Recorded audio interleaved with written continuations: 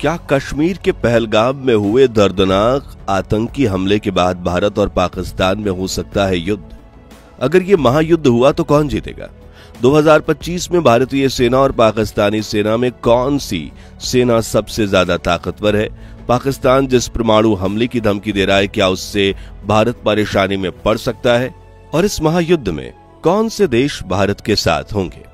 नमस्कार दोस्तों, पहलगाम में हुए आतंकी हमले के बाद भारत और पाकिस्तान के बीच सरहदी तनाव काफी बढ़ चुका है। भारत ने सिंधु जल संधि तोड़कर जैसे ही अचानक झेलम नदी का पानी छोड़ा, पाकिस्तान में बाढ़ आ गई। दोनों देशों के प्रधानमंत्री एक दूसरे के खिलाफ खुलकर बोल रहे हैं और घबराया हुआ पाकिस्तान भारत को जंग की धमकी दे रहा है। पाकिस्तान का कहना है कि अगर भारत ने सिंधु घाटी का पानी रोका तो हम हिंदुस्तान की जुबान खींच लेंगे, सांसें बंद कर देंगे, कश्मीर की नदियों में खून बहा देंगे। लेकिन अब सवाल यह है कि अगर पाकिस्तान की इस तुच्छ आतंकी हरकतों और खोखली धमकियों से परेशान होकर भारत ने पाकिस्तान के खिलाफ जंग छेड़ दी, या पाकिस्तान सैनिकों ने करगिल की तरफ फिर भारत में घुसपैठ की कोशिश की और दोनों पड़ोसी मुल्कों में युद्ध छिड़ गया, तो कौन जीतेगा? और 2025 में भारत और पाकिस्तान में किस देश की मिलिट्री सबसे ज्यादा पावरफुल है, जानेंगे इस वीडियो में। लेकिन उसके पहले हर भारतीय वीडियो को लाइक करने के साथ कमेंट बॉक्स में जय हिंद जरूर लिखिए, क्योंकि जय हिंद कहना हमारे लिए गर्व की बात है। दोस्तों, पाकिस्तान हमेशा बड़ी बड़ी हाँकते आया है कि वो भारत को जंग में हरा देगा, लेकिन हकीकत यह है कि पाकिस्तान ये जंग सिर्फ ख्वाबों में जीत सकता है। हकीकत इससे बिल्कुल अलग है। इसका अंदाजा आपको इस वीडियो में ही हो जाएगा जब मिलिट्री आंकड़ों की कंपैरिजन होगी, तब पता चलता है। लेकिन उसके पहले युद्ध इतिहास पर एक नजर डालें, जिसमें भारत ने पाकिस्तान को हमेशा धूल चटाई है। सबसे पहले 1947 में पाकिस्तान ने भारत से कश्मीर छीनने की कोशिश की, तब भारतीय सैनिकों ने उन्हें उल्टे पांव दौड़ाया।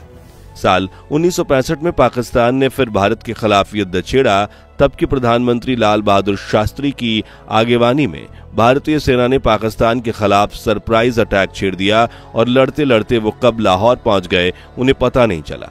यानी भारतीय सेना ने लाहौर में तिरंगा फहराया और पाकिस्तान वो जंग भी हार गया। साल 1971 में इंडो पाक वॉर में भारत ने महज 13 दिनों में पाकिस्तान के 2 टुकड़े कर दिए, बांग्लादेश को एक आजाद मुल्क बनाया और 93,000 पाकिस्तानी सैनिकों को सरेंडर करने पर मजबूर कर दिया। ये दुनिया के इतिहास का सबसे बड़ा मिलिट्री सरेंडर था, जो देख पाकिस्तान के राष्ट्रपति जुल्फिकार अली भुट्टो की अकड़ ठिकाने आ गई और वो शिमला एग्रीमेंट करके दौड़ते हुए भारत आ पहुंचे। जिसके बाद साल 1984 में पाकिस्तान ने होशियारी से सियाचिन पर कब्जा करने की कोशिश की। तब भारतीय सेना ने ऑपरेशन मेघदूत लॉन्च करके हर पाकिस्तानी सैनिक को सियाचिन से खदेड़ फेंका। ऊंची पहाड़ियों में ये इतना खतरनाक मिशन था जो भारत के जवानों की वीरता का प्रमाण है। फिर आया साल 1999, जब पाकिस्तानी मिलिट्री के जनरल परवेज मुशर्रफ ने अपने ही प्रधानमंत्री की पीठ में छुरा घोंपकर उन्हें बेवकूफ बनाते हुए तख्ता पलट कर दिया और करगिल में घुसपैठ करके भारत से एक बार फिर कश्मीर छीनने की कोशिश की। लेकिन भारतीय सेना ने उन्हें इतना शर्मसार करके भगाया कि पाकिस्तानी सेना ने अपने मरे हुए सैनिकों के शव को अपनाने से मना कर दिया। इसके अलावा कई छोटे मोटे सरहदी युद्धों में भारत ने पाकिस्तानी सेना और आतंकवादियों को हमेशा मात दी है। लेकिन फिर भी पाकिस्तान 2025 में ऐसे समय पर भारत से युद्ध करना चाह रहा है जब उसके पास खाने के पैसे तक नहीं है, जबकि भारत दुनिया की चौथी महाशक्ति बन चुका है। ऐसे में युद्ध के नतीजे आप सोच सकते हैं और पहले से ही जानते भी हों, लेकिन फिर भी हम जब आंकड़ों की बात करें तो चलिए आंकड़ों पर गौर करते हैं। सबसे पहले बात करें अर्थव्यवस्था की, क्योंकि युद्ध पैसों से लड़े जाते हैं। तो 3.5 ट्रिलियन डॉलर की जीडीपी के साथ भारत दुनिया का 5वां सबसे अमीर देश है, जबकि पाकिस्तान की जीडीपी सिर्फ 350 बिलियन डॉलर है, जो भारत से 10 गुना कम है। यानी अगर पाकिस्तान भारत से जंग छेड़ेगा तो कुछ ही हफ्तों में कंगाल हो जाएगा, क्योंकि उसके पास पैसा नहीं है। और पैसा नहीं है तो डिफेंस बजट भी कहां से होगा? जी हां, भारत का डिफेंस बजट करीब 80 अरब डॉलर है, जबकि पाकिस्तान का डिफेंस बजट सिर्फ 7 से 8 अरब डॉलर है, यानी भारत से 10 गुना कम। और अगर भारत पाक युद्ध हो भी जाता है तो भारत की केंद्र सरकार के पास इतना पैसा है कि वो इस बजट को आसानी से 5 गुना बढ़ा देगी, जबकि पाकिस्तान के पास तो गेहूं खरीदने के पैसे नहीं है। तो डिफेंस बजट की तो बात करना भी फिजूल है। अब चीन उसे उधार पर हथियार दे सकता है, लेकिन कितने? क्योंकि वो भी जानता है कि पाकिस्तान कंगाल है और हथियारों के पैसे कभी वापस नहीं मिलेंगे। यानी भारत को हराना तो दूर की बात है, बस युद्ध में सामने खड़े रहने के लिए भी पाकिस्तान को अपनी पूरी अर्थव्यवस्था दांव पर लगानी पड़ेगी। अब बात करते हैं मिलिट्री स्ट्रेंथ की, यानी 2025 में भारत और पाकिस्तान में से किस देश की मिलिट्री ज्यादा ताकतवर है। तो ग्लोबल फायर पावर इंडेक्स ने हाल ही के दिनों में दुनिया के सबसे ताकतवर देशों की जो लिस्ट जारी की है, उसमें भारत ने एक बार फिर अपना लोहा मनवाया है। इस रिपोर्ट के मुताबिक अमेरिका, रूस और चीन के बाद भारत चौथे नंबर पर है। यानी भारत अब दुनिया की चौथी सबसे ताकतवर मिलिट्री ताकत बन चुका है। वहीं पाकिस्तान इस लिस्ट में टॉप 10 में तो नहीं है, लेकिन 12वें नंबर पर कहीं नीचे पड़ा हुआ है और उसकी ताकत भारत से आधी भी नहीं है। मगर फिर भी हम नंबर्स को देखें तो भारतीय सेना के पास 14,55,000 एक्टिव सैनिक हैं। इसके अलावा 12 लाख रिजर्व फोर्स और करीब 25 लाख पैरामिलिट्री जवान हैं, जो जरूरत पड़ने पर देश के लिए जान भी दे सकते हैं और दुश्मनों की जान भी ले सकते हैं। वहीं दूसरी ओर पाकिस्तान के पास सिर्फ 6.5 लाख एक्टिव मिलिट्री पर्सनल हैं, 5.5 लाख रिजर्व फोर्स और 5 लाख पैरामिलिट्री फोर्स हैं। यानी सैनिकों की कुल संख्या के मामले में भारत पाकिस्तान से कई गुना आगे है। अगर लैंड पावर की बात करें तो यहाँ भी भारत पाकिस्तान से बहुत आगे है।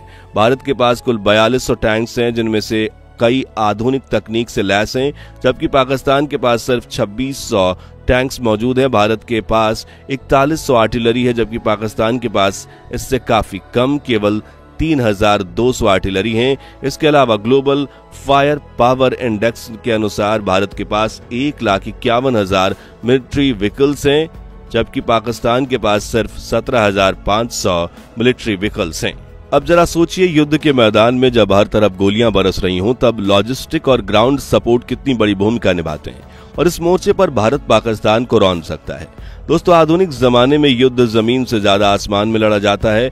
ऐसे में अगर हम एयरफोर्स की ताकत की बात करें तो भारत के पास कुल 2300 मिलिट्री एयरक्राफ्ट्स की एक विशाल फ्लीट है, जिसमें फाइटर जेट्स से लेकर ट्रांसपोर्ट, अटैक हेलीकॉप्टर और सर्विलांस ड्रोन तक सब कुछ शामिल है।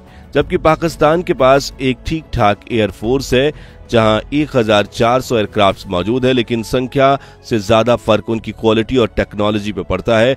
भारत के पास 513 फाइटर जेट्स हैं, जिनमें राफेल, सुखोई 30 और मिराज 200 जैसे अत्याधुनिक लड़ाकू विमान शामिल है। जबकि पाकिस्तान के पास सिर्फ 328 फाइटर जेट्स हैं, जिसमें अधिकतर F-16 और F-17 जैसे पुराने या कम कैपेबिलिटी वाले जेट्स हैं।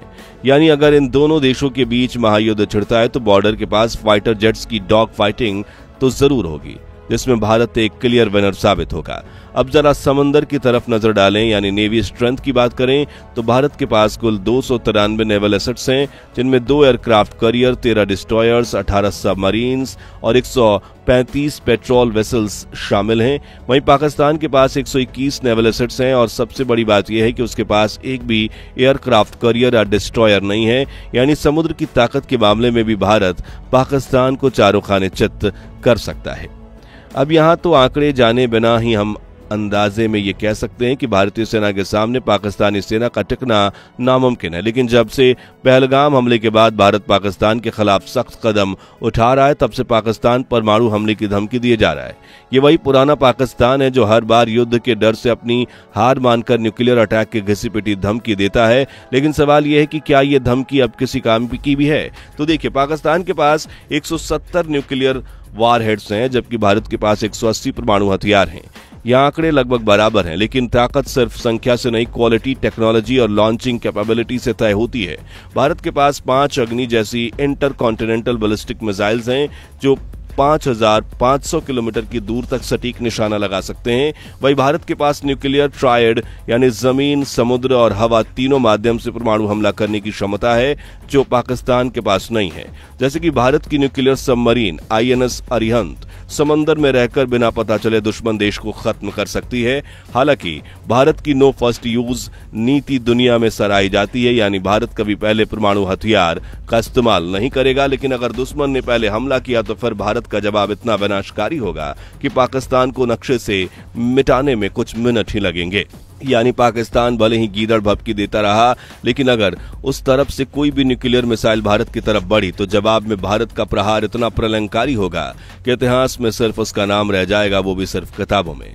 आखिर में बात करें दोनों देशों के दोस्तों की यानी इंटरनेशनल सपोर्ट की, तो पाकिस्तान की हालत यहां भी खराब है।